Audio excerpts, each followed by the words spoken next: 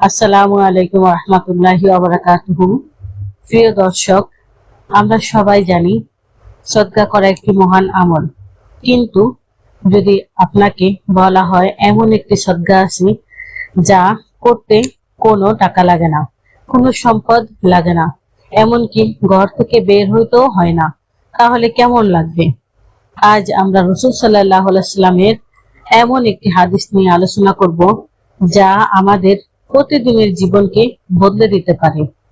অনেক সময় আমরা মনে করি বড় বড় আমল করলেই শুধু সওয়াব পাওয়া যায়, কিন্তু ইসলাম আমাদের শিখিয়েছে ছোট ছোট নেক কাজও আল্লাহর কাছে অনেক মূল্যবান হতে পারে।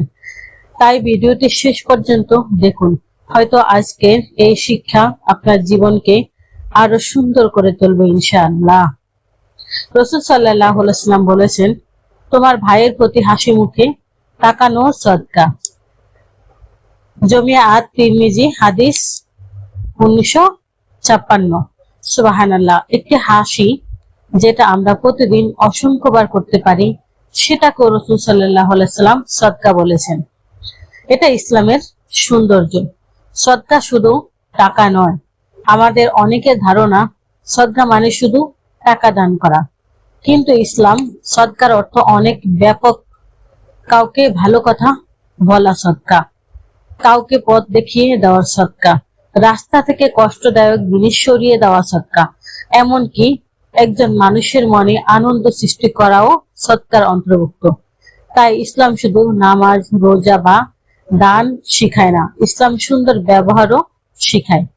একটি হাসি কেন এত মূল্যবান? ভাবুন, একজন মানুষ সারাদিন কষ্টে আছে, হয়তো চাকরির সমস্যা, হয়তো সংসারের সমস্যা, হয়তো মানসিক চাপ। এই অবস্থায় আপনি যদি তার দিকে হাসি মুখে তাকান এবং সুন্দরভাবে সালাম দিন, তাহলে সে অনুভব করবে যে পৃথিবীতে এখনো ভালো মানুষ আছে। আপনার হাসি হয়তো তার দুঃখ দূর করবে না, কিন্তু তার হৃদয়ে আশার আলো জ্বালাতে পারে। এই কারণে রাসূল সাল্লাল্লাহু আলাইহি ওয়াসাল্লাম ছোট কাজকে গুরুত্ব দিয়েছেন। রাসূল সাল্লাল্লাহু আলাইহি ওয়াসাল্লামের চরিত্র। সাহাবীগণ বর্ণনা করেছেন যে রাসূল সাল্লাল্লাহু আলাইহি ওয়াসাল্লাম ছিলেন অত্যন্ত হাস্যোজ্জ্বল ও সদাচারী।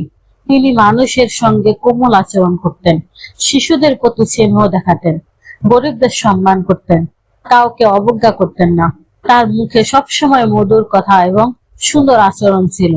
আজ যদি আমরা রাসূল সাল্লাল্লাহু আলাইহি ওয়াসাল্লামের এই কথাটি গুণ নিজেদের জীবনে আনতে পারি, তাহলে পরিবার, সমাজ এবং কর্মক্ষেত্রে সব জায়গায় আরো সুন্দর হয়ে যাবে। বাস্তব জীবনে ধরুন, আপনি দোকানে গেলেন, দোকানদার সারাদিন ক্লান্ত, সবাই তার সঙ্গে কঠিন ভাষায় কথা বলছে,